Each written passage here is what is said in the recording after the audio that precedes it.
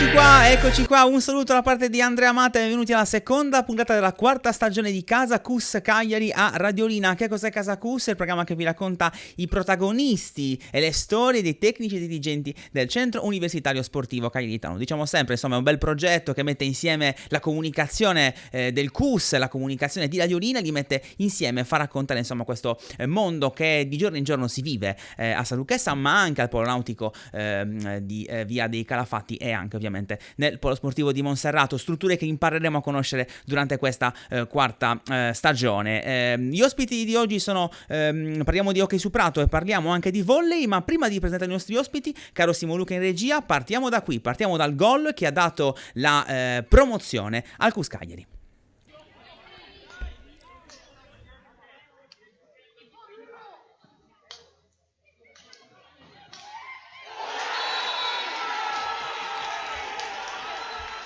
Questo è il gol che ha dato appunto la promozione al Cus, gol che ha vissuto come protagonista il nostro capitano Davide Pischedda. Buon pomeriggio Davide. Pomeriggio a tutti. Ciao Pisco e ciao anche a Emiliano Garau, nuovo acquisto del Cus Cagliari. Buon pomeriggio Emiliano. Che è questo? Buon pomeriggio qua? a tutti. Eccolo qua. Allora, Pisco, parto subito da te, ti chiamo Pisco perché insomma tutti quanti ti chiamano Pisco perché Pischedda è troppo lungo e quindi insomma abbiamo abbreviato. L'hanno scritto anche nella carta d'identità ormai. segni particolari Pisco. Senti, allora, per te questo ovviamente è un ritorno nel campionato di A1 e lo fai con la maglia del Cus. Ti abbiamo già chiesto quale emozione hai provato con il gol del nostro Pietro a metà giugno, a fine giugno, però insomma domani si parte e si parte in A1. Domani sì, si parte in A1 dopo un po' di anni, diciamo, di purgatorio. Siamo rimasti nel 2015-2016, la stagione della retrocessione. Diciamo da lì poi un po' di travagliata abbiamo dovuto soffrire un po'. Siamo riusciti a riprenderci anche un po' inaspettatamente, diciamo che perlomeno non era il nostro obiettivo, non credevamo di essere ancora forse a quel livello. Poi l'ultima parte del campionato, in particolare l'anno scorso, e i playoff, abbiamo fatto diciamo un salto di qualità che proprio ha sorpreso un pochino anche noi. Diciamo, abbiamo alzato veramente molto il livello fino per appunto arrivare all'ultima parte ancora belli carichi e prenderci poi quella promozione. Chi in realtà ha già giocato da parecchio tempo in A1 è Emiliano, nuovo acquisto, insomma te l'abbiamo già raccontato sul nostro sito, dicevamo prima fuori dai microfoni giochi in A1 dal 2014, quindi insomma se la matematica non è opinione sono 7 anni di A1 e insomma è iniziato giovanissimo a calcare quei campi. Intanto ti chiedo com'è stato il tuo arrivo al Cus e insomma possiamo definirti in realtà un giocatore di esperienza? Beh sì, allora il mio arrivo al Cus è stato particolarmente, diciamo, inaspettato perché non mi aspettavo un'accoglienza simile, sinceramente. Mi sono integrato subito all'interno del gruppo, conoscevo già i ragazzi del gruppo, anche perché molti sono della mia età, quindi comunque abbiamo giocato giovanili insieme, quindi comunque ci conoscevamo già, ci siamo sfidati perché io ho fatto anche una stagione in A2 con la squadra dove giocavo prima. Ci eravamo sfidati e ho avuto anche dei compagni nella mia squadra precedente che hanno giocato e giocano attualmente nel Cus Cagliari. Quindi comunque conoscevo già qualcuno, però per il resto anche le persone che non conoscevo mi hanno accolto in maniera veramente fantastica, mi sono sentito subito parte del gruppo. Niente, ho trovato un'accoglienza, una buona squadra, un gruppo unito e compatto che mi ha permesso di integrarmi. Gioco dal 2014 in prima squadra in A1, sì, però non lo so se posso essere definito un giocatore di esperienza perché comunque ero molto giovane, ero un bambino quando ho iniziato, quindi fondamentalmente sono questi i primi anni che inizio a giocare in A1 da ragazzo grande.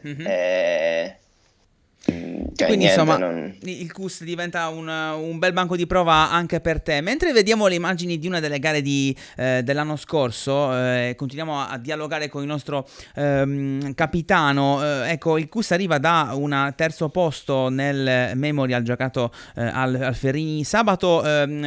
Pisco, come ti sembra questa squadra? Non ti chiedo gli obiettivi perché è davvero troppo presto, però insomma, come hai visto la squadra? Come la vedi? Allora, sì, no, come hai detto tu, gli obiettivi ancora non si possono chiedere anche perché anche noi ancora dobbiamo, non lo sappiamo bene, non sappiamo ancora Mhm. bene a che punto siamo. Nel mondo ovviamente tutte le partite precampionato, gli amichevoli, i tornei come quello che c'è stato sabato alla Ferrini servono soprattutto per recuperare diciamo, un po' di ritmo partita. Abbiamo iniziato ad Certo. allenarci abbastanza presto, quest'anno abbiamo iniziato a metà agosto, subito dopo Ferragosto. Poi ovviamente l'allenamento al campo e poi la partita sono due cose molto Diverse. differenti. Sicuramente magari queste prime amichevoli quello che ci è mancato è per l'appunto, come ho detto, un po' il ritmo partita Mhm. eh, che dobbiamo ancora un pochino recuperare, soprattutto adesso vedremo sabato che abbiamo un inizio abbastanza complicato, anche perché andiamo a Bra con quelli che sono i campioni d'Italia in Ecco, carica. L'anno scorso abbiamo vinto sia lo scudetto sia la Coppa Italia, quindi diciamo sarà un inizio abbastanza difficile, però complesso e oddio, difficile. siamo comunque fiduciosi, noi andremo lì, faremo la nostra partita, poi dal campo si vedrà Esatto. a che punto siamo noi, Fare. cosa possiamo chiedere, cosa possiamo fare. Emiliano, in 30 secondi, perché siamo un po' lunghi coi tempi di già, volevo chiederti insomma com'è per te mettere insieme lo sport e l'università. Questo è il CUS, questo è il Centro Universitario Sportivo, tu sei iscritto alla facoltà l'abbiamo scritto anche nel nostro post, ma in questo momento non lo ricordo, però insomma ce l'abbiamo, di psicologia, ecco ho trovato adesso il Sì. nostro articolo. Come riesci a mettere insieme queste due cose? Allora, fondamentalmente ci sono sempre riuscito, sono sempre riuscito a giocare a hockey e a studiare nello stesso tempo. Questo periodo ammetto che mi viene più facile perché comunque avrò la laurea a breve, Mhm. quindi comunque anche gli impegni di studio sono un pochettino più lenti, sono un po' di meno. Per il resto niente, vivo molto vicino e la mia facoltà si trova proprio dove c'è il centro universitario sportivo, quindi sono molto vicino. Quindi cioè, riesco a studiare diciamo tutto il giorno e poi a fine giornata riesco a venire agli allenamenti o il sabato o giocare le partite o la domenica che sia. Quindi insomma si riesce a fare tutto e questa è una cosa molto, molto buona e molto positiva. Grazie a Capitan Davide Pischedda, grazie a Emiliano Garau per essere stati qui ospiti di Casa Cus. Ovviamente noi vi racconteremo sui nostri social la prima partita tra Bra e Cus Cagliari. Ciao a tutti, grazie. Ciao, Grazie, Grazie ragazzi, arrivederci. grazie. Ciao. Allora, intanto cambiamo sport, lo facciamo passando per il futsal femminile perché abbiamo pubblicato sui nostri social l'intervista a Maria Serrao, che è il nuovo acquisto del futsal femminile. Intanto noi ci colleghiamo con il CT dell'Under 21 di volley, Angelino Frigoni.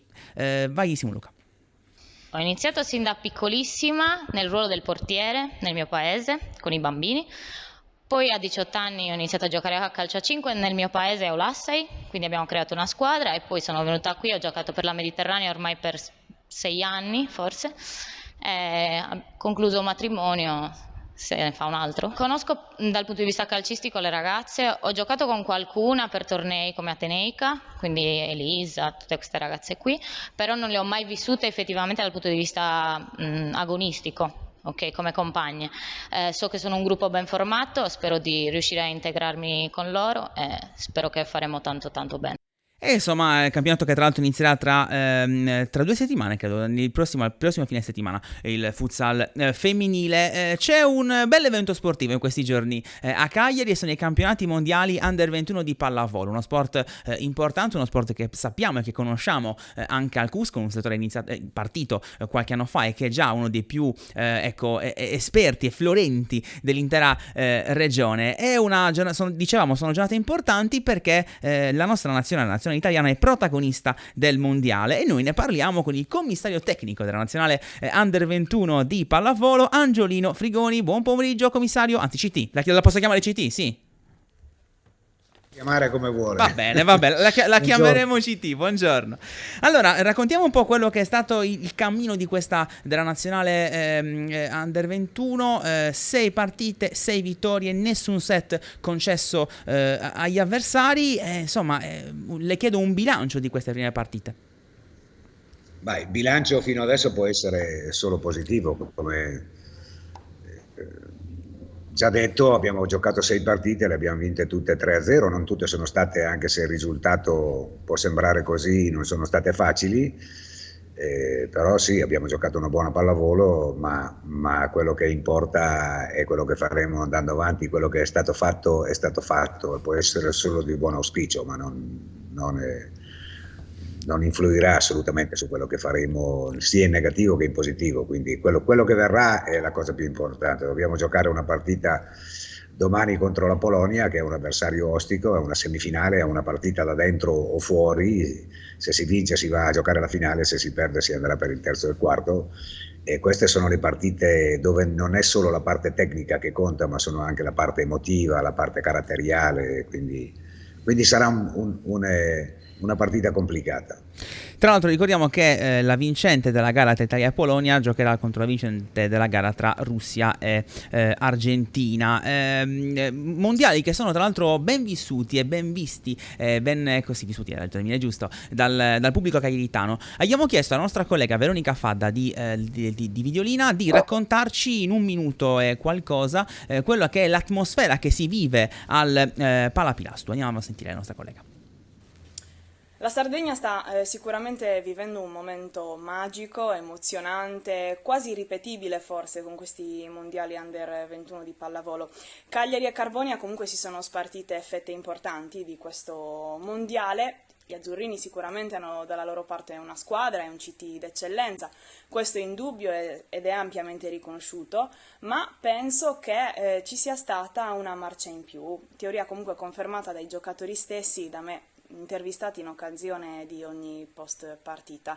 Poi il Palapilastu ha fornito ai giocatori una carica veramente importante, ma quello che stupisce è forse non solo la gioia, ma anche proprio il trasporto che ogni set ha regalato nelle persone presenti nelle gradinate del palazzetto. Poi tanti giovani, tanti bambini anche che seguivano con interesse e con un'invidiabile consapevolezza anche delle regole di gioco. Questo mi ha colpito molto, ma è bene sottolineare anche la correttezza delle tifoserie avversarie, che comunque, animate dal solo scopo di vivere la partita e sostenere la propria squadra, hanno vissuto intensamente queste giornate. Atmosfera importante anche quella che si è ricreata attorno a via Rockefeller, con il tifo, con il supporto di tutti quanti, ovviamente per celebrare questa grande ascesa dell'Italia e per festeggiare i nostri azzurrini e il CT Frigoni. CT Frigoni, io le ridò, insomma, le rifaccio la domanda. È sicuramente un pubblico caldo quello di Cagliari, e poi quanto è stato importante per voi il pubblico. Ricordiamo che questo è uno dei grandi eventi che in questo momento, insomma, riparte con il pubblico, con sicuramente tutte le misure del caso, visto il periodo che stiamo vivendo, però quanto conta il pubblico? Ma conta, nel senso che dà una spinta emotiva in più. Tra l'altro viene il pubblico dopo un periodo in cui già dall'Europeo dell'anno scorso non abbiamo avuto pubblico alle partite, i ragazzi quest'anno pochissimo durante il campionato. È una novità no? Tra virgolette, avere il pubblico. Noi quasi mai, cioè ci dà una spinta in più, ma quasi mai durante le partite facciamo molta attenzione a quello, perché io per esempio non ci faccio mai attenzione, nel senso che devo essere concentrato su quello che succede durante il gioco, però è sicuramente importante la spinta che può dare il pubblico di Cagliari è caloroso, anche se il palazzetto ha delle limitazioni dovute al Covid, comunque si fa sentire il pubblico, si fa sentire e ci fa piacere, ecco. Veronica diceva e parlava dei bambini, dei giovani, dei ragazzi e di quanto insomma sia importante la loro presenza. In realtà poi questi in campo, quelli che lei guida, sono i giovani, l'Under 21. Ricordiamo tra l'altro che il movimento della pallavolo è sempre appunto in movimento, basti pensare alla medaglia d'argento dell'Under 18 dai mondiali di qualche giorno fa. Quanto conta avere questo tipo di pubblico, insomma, e quanto conta per voi essere, diciamo, un po' da esempio per i più piccoli? Conta, io ho un piccolo appunto da fare da questo punto di vista, nel senso che è vero che ci sono molti giovani, ma ci sono molte giovani, cioè nel senso che gli spettatori sono quasi tutti al femminile, che è molto gradito ovviamente, ma noi dobbiamo essere anche propaganda per quanto riguarda la pallavolo giocata e noi dovremmo propagandare la pallavolo giocata al maschile, non sto dicendo solo dal punto di vista emotivo, no? Ma proprio dal punto di vista sportivo è quello che può interessare alla federazione. Mi aspettavo molti più ragazzi giocatori con tecnici che portavano i ragazzi a vedere le partite della nazionale. Questo è un appunto che devo fare, poi per tutto il resto è straordinario, è bellissimo. Senta, ultima domanda e poi la lasciamo andare. Questo è un po' un anno d'oro per la pallavolo italiana, fatte insomma salvo le Olimpiadi che sono andate come sono andate, ma lo sport ci sta. Nell'ultimo mese insomma la vittoria dell'Europeo sia al femminile che al maschile. Quanto insomma è felice di essere lei commissario tecnico in questo momento storico per l'Italia? Vabbè, io non è la prima volta che faccio il commissario tecnico di una nazionale, e soprattutto della nazionale italiana. Adesso faccio il commissario tecnico e poi sono l'allenatore di questa rappresentativa con dei ragazzi veramente non solo straordinari dal punto di vista tecnico, sono molto bravi, sono dei ragazzi che si hanno dedicato molto tempo all'allenamento quest'estate, perché abbiamo cominciato il 17 di maggio e finiamo adesso con questa manifestazione. Sono molto contento, anche se devo dire che nessuna manifestazione è uguale all'altra, quindi l'europeo delle seniores è stato un europeo che è andato in quella maniera, l'europeo della femminile è con quel risultato anche se in un altro modo. Nessuna manifestazione è uguale all'altra, come nessuna partita è uguale all'altra, quindi noi adesso non guardiamo quello che hanno fatto gli altri, anche se siamo orgogliosi di far parte del movimento che ha in carica i campioni europei sia maschili che femminili, ma noi guardiamo quello che dobbiamo fare noi, e quello che mi interessa soprattutto in questo momento è quello di vincere la semifinale domani con la Polonia e poi vedere chi ci toccherà, no? Andando avanti. Ma soprattutto a me piace molto mi piacciono molto questi ragazzi, perché non sono solo ragazzi in prospettiva juniores, diciamo, no? Under 21, ma potrebbero dare delle grandi soddisfazioni se continueranno a crescere anche e poter far parte della nazionale maggiore in futuro, che sia un futuro, come dire, vicino o lontano. Ricordiamo quelli che sono gli appuntamenti delle semifinali del mondiale Under 21, domani alle 16 ovviamente al Palapirastu, Russia e Argentina, e poi alle 19 c'è l'impegno della nazionale. Ovviamente l'invito è di andare a seguire i nostri azzurri, continuare a riempire il palazzetto, perché insomma loro fanno il loro lavoro in campo, giustamente però i tifosi devono fare il loro sugli spalti. Grazie al commissario tecnico della nazionale Under 21 di pallavolo Angelino Frigoni, grazie commissario. Grazie mille, grazie mister. Mister va bene, dai, mister va sempre bene, mister. Mister va benissimo. Mister va bene. Grazie mille, grazie per essere stato con noi ospite di Casa Cus Cagliari a Radiolina. Insomma, proseguiamo con il nostro appuntamento che, ricordiamo, racconta appunto il mondo del CUS, ma racconta anche il mondo universitario. Perché? Perché nella giornata di oggi i nostri colleghi di Unica Radio hanno partecipato ad un incontro mondiale delle radio universitarie, e noi, siccome insomma facciamo i padroni di casa. In questo caso andiamo a sentire un po' quello che è il loro racconto di questa giornata trascorsa online. Sentiamo Carlo Paler e Carlo Marongio. Ciao amici di Radiolina, noi abbiamo appena finito la nostra diretta di un'ora per il World College Radio Day, che è una giornata internazionale delle radio universitarie. Abbiamo fatto in un'ora dove abbiamo parlato di resilienza, di cosa è stato per noi in Italia il Covid, ma anche di altre notizie. Abbiamo parlato ad esempio di quello che è capitato ad esempio nella scuola di Adria, dove i ragazzi non potevano portare un piatto di lasagne. Sì, è vero, abbiamo parlato anche di come abbiamo gestito la pandemia, come ci siamo gestiti noi durante la prima parte, la prima ondata e anche durante le successive. Abbiamo anche messo a confronto quelli che sono i dati con quello che è accaduto qui e quello che è accaduto in altre parti del mondo, e ci siamo occupati anche di capire che cosa potremo fare una volta che tutto questo sarà finito, e considerando anche il fatto che sembra che siamo addirittura d'arrivo. Sì, in quest'ora abbiamo dato dei contributi, trasmesso dei contributi di altre radio universitarie italiane per capire anche com'è si sono organizzate loro in questo periodo di pandemia, perché molte radio sono ancora spente, altre hanno continuato a programmare, seppur con grosse difficoltà. E noi in particolar modo invece abbiamo continuato anche in remoto. È stata un'occasione per confrontarci anche a livello internazionale in questa maratona che durerà 24 ore, in questo 1° di ottobre. Abbiamo dato poi la linea adesso alla Spagna e continuerà così fino a mezzanotte. Continuate a seguirci sempre sui canali di raduni delle radio universitarie italiane, oppure direttamente su unicaradio.it. Ciao, grazie. Grazie Carlo. Ovviamente noi giochiamo in casa, vi ricordiamo Radiolina, il nostro FM, il nostro canale 110, il nostro sito radiolina.it, possiamo raccontarvene davvero di tante. Abbiamo collegato il nostro Andrea Tiana, maestro del Cusca di Scherma. Ciao Andrea, benvenuto. Bentornato, ciao, anzi. Ciao Andrea.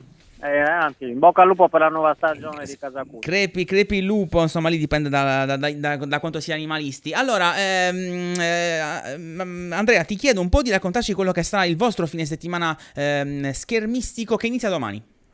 Domani ospitiamo al CUS, tra l'altro, un corso per arbitri di scherma, perché l'Italia, giusto per i non addetti ai lavori, è una nazione forte come atleti, ma anche nel settore arbitrale siamo riconosciuti a livello internazionale. Il CUS ospiterà un corso di aggiornamento per gli arbitri già esistenti e anche per chi si sta affacciando a questo percorso sportivo.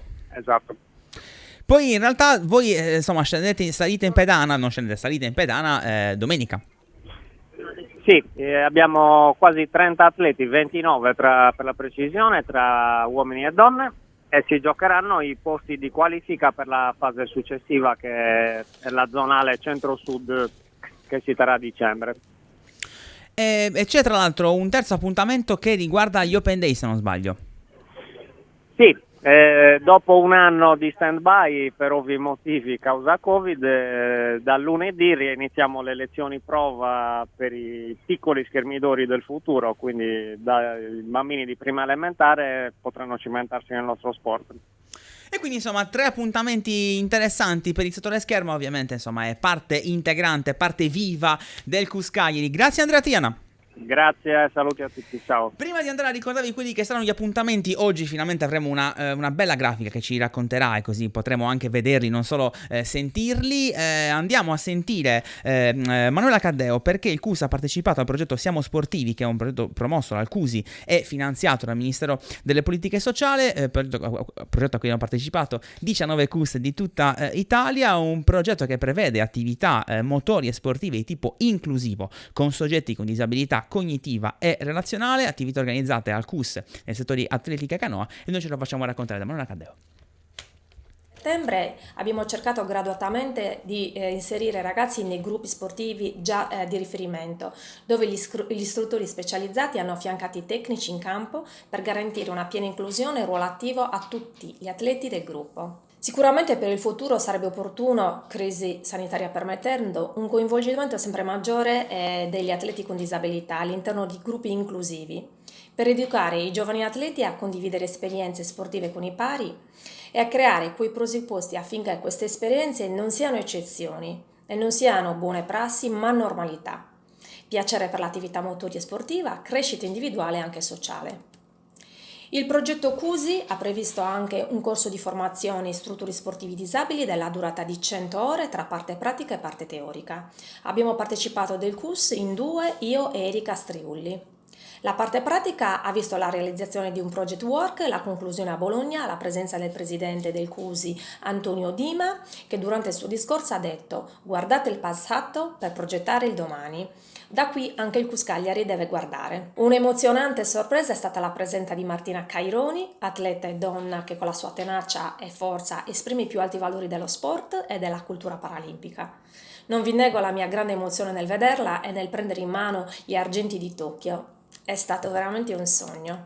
Il progetto Siamo Sport sta per concludere, ma l'attività inclusiva al CUS Cagliari continua, perché siamo sicuri che lo sport, oltre a essere uno strumento di benessere fisico e psichico, è un validissimo mezzo di socializzazione e condivisione di belle esperienze positive. Sport inclusivo, sport per tutti, questo diciamo è anche un po' lo slogan, no? Che potremmo utilizzare per questo per lo sport che si fa al CUS Cagliari. Ma caro Simo Luca, andiamo a vedere in grafica quelli che sono gli appuntamenti sportivi di questo fine settimana. Allora, volley, 1 ottobre, quindi questa sera 19:30, la sfida tra CUS Cagliari, San Paolo CUS Cagliari e GDS Volley Ghilarza. Domani alle 15 invece a Bra, la sfida appunto tra Bra e CUS Cagliari, parliamo di hockey su prato, e alle 19 al Palacus invece la sfida tra CUS Cagliari e Villa Speciosa. Domenica 3 appuntamenti, si parte alle 9 a Maracalagonis con la qualificazione regionale assoluti, la prima prova di qualificazione regionali assoluti di spada maschile e femminile. Alle 10 la sfida tra Muravere e CUS Cagliari negli allievi regionali, e poi la sfida di calcio a 11 tra Antiochense e CUS Cagliari, si parte alle ore 15. Questo diciamo è un po' il racconto sportivo del CUS Cagliari, che ovviamente seguiremo sui nostri canali social e sul sito cuscagliari.it, canali social che sono quelli CUS Cagliari Official. Questa è Casa CUS, ve l'abbiamo raccontato, ovviamente seguiteci nel fine settimana sui nostri canali. Grazie a Simo Luca in regia, un saluto da parte di Andrea Matta. Casa CUS torna tra 7 giorni.